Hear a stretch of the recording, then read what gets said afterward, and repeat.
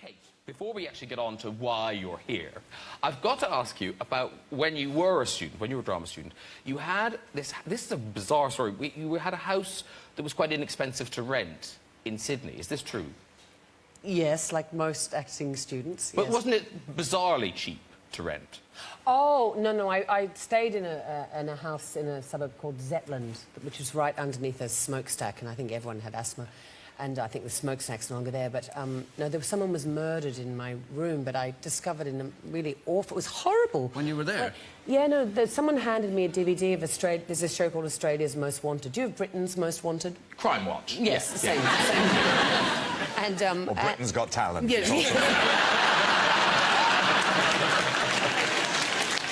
And the room in which I was staying, which was at the time was only $60 a week, which is incredibly cheap.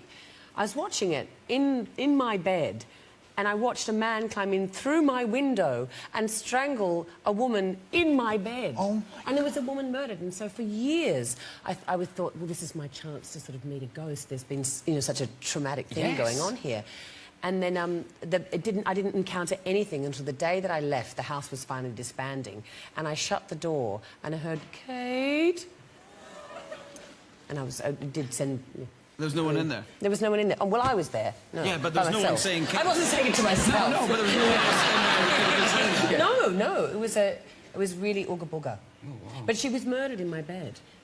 And have they changed the bed? Well, yes. I guess for $60 a week, you can't complain. Even if the drama's... you can change your own linen. You and